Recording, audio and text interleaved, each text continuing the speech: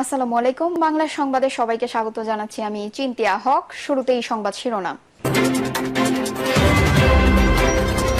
আবু সাইদ হত্যার video SI দিয়ে বানানো দাবি হাসিনার আইনজীবীর।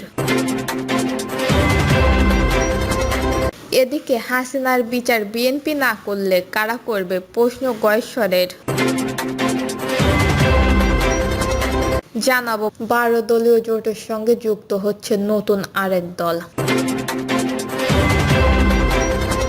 মিথ্যা ইতিহাসের ওপর জুলাই ঘোষণাপত্র প্রকাশ করা হয়েছে, অভিযোগ গণ অধিকার পরিষদের। এবং সর্বশেষ জানাবো ফেব্রুয়ারিতে নির্বাচনের তারিখ ঘোষণা, বিএনপির বিজয় অর্জন, বলছেন মঈন খান। শুনছিলেন সংবাদ শিরোনাম, এবারে বিস্তারিত। আবু সাইদ হত্যার ভিডিও এসআই দিয়ে বানানো দাবি হাসিনার আইনজীবীর। জুলাই আগস্ট আন্দোলনে সংঘটিত মানবতা বিরোধী অপরাধের মামলায় সাবেক প্রধানমন্ত্রী শেখ হাসিনা সহ 3 জনের বিরুদ্ধে তৃতীয় দিনের সাক্ষ্য গ্রহণ শেষ হয়েছে। আগামী 17 আগস্ট পরবর্তী সাক্ষ্য গ্রহণের দিন ধার্য করেছে আন্তর্জাতিক অপরাধ ট্রাইব্যুনাল। বুধবার বেলা 11টার পর থেকে বিকাল 3:30টা পর্যন্ত আন্তর্জাতিক অপরাধ ট্রাইব্যুনাল 1 এই সাক্ষ্য গ্রহণ কার্যক্রম চলে, মাঝখানে কিছুক্ষণ বিরতিও দেওয়া হয়। এদিন সাক্ষ্য দেন 2 প্রত্যক্ষদর্শী। তারা হলেন বেগম রোকেয়া বিশ্ববিদ্যালয়ের শিক্ষার্থী রিনা মুর্মু এবং এনটিভির রংপুর প্রতিনিধি সাংবাদিক মইনুল হক। তারা 2024 সালের 16 জুলাই সংঘটিত আবু সাইদ হত্যাকাণ্ডের আগের ও পরের পরিস্থিতি আদালতের সামনে তুলে ধরেন।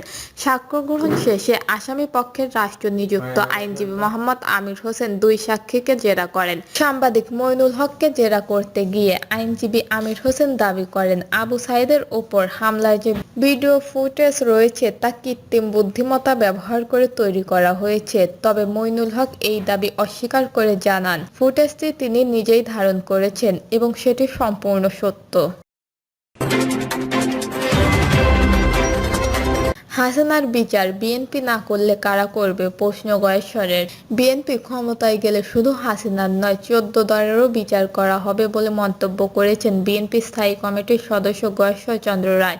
তিনি প্রশ্ন তুলে বলেন, আমরা হাসিনার বিচার না করলে কারা বিচার করবে, তাদের বিচার হবে। বিচারের রায়ের পর জনগণের মধ্যে সংশয় থাকবে না। গয়েশ্বর চন্দ্র রায় বলেন, নির্বাচন হলে বিচার করা আরো সহজ হবে। তারা দেশে আসুক বা না আসুক, অপরাধের বিচার করতে অসুবিধা হবে না। তিনি আরও বলেন, শুধু হাসিনার বিচার হবে কেন, হাসিনার সঙ্গে যে আরও 14টি দল রয়েছে তাদেরও বিচার করা হবে।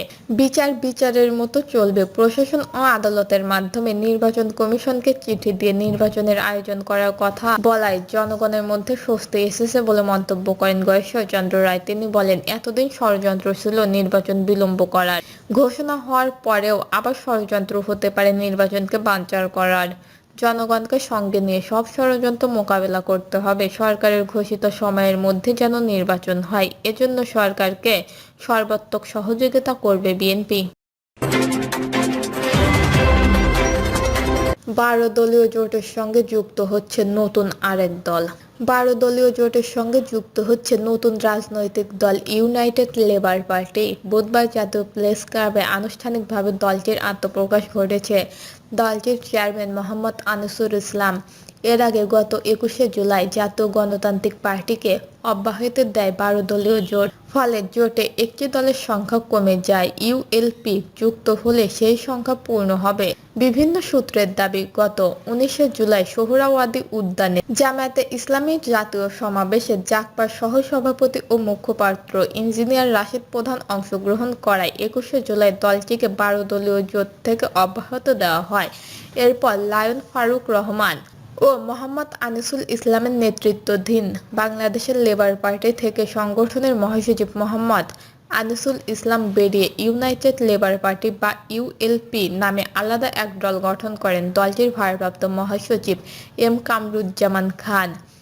আজ ইউএলপির আত্মপ্রকাশ অনুষ্ঠানে প্রধান অতিথি হিসেবে বক্তব্য দেন 12 দলীয় জোটের চেয়ারম্যান মোস্তফা জামাল হায়দার। তিনি বলেন, ডক্টর মোহাম্মদ ইউনূস নির্বাচনের যে ঘোষণা দিয়েছে সেজন্য তাকে ধন্যবাদ জানাই, কিন্তু ষড়যন্ত্র থেমে নেই।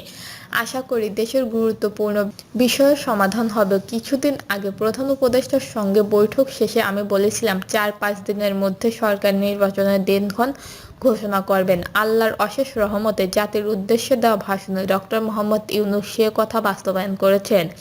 সেজন্য তাকে আবারও ধন্যবাদ। সভাপতির বক্তব্যে ইউএলপির চেয়ারম্যান মোহাম্মদ আনিসুল ইসলাম বলেন, শেখ হাসিনা স্বৈরশাসনের নির্যাতন ও নিপীড়নের শিকার হয়েছে, কিন্তু রাজপথ ছেড়ে যায়নি। হামলার শিকার হয়েছে, জেল খেটেছি, তবু বিএনপি ও 12 দলীয় জোটের আন্দোলনে সক্রিয় ছিলাম এবং আছি, আগামীতেও থাকবো ইনশাল্লাহ।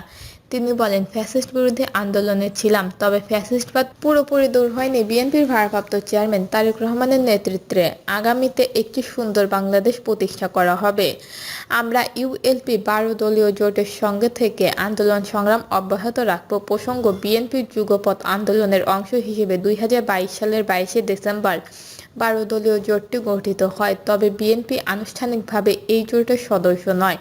জোটটি স্বৈরাচার বিরোধী আন্দোলন, তত্ত্বাবধায়ক সরকার সহ বিভিন্ন দাবিতে সক্রিয়ভাবে বিএনপির সঙ্গে কাজ করেছে।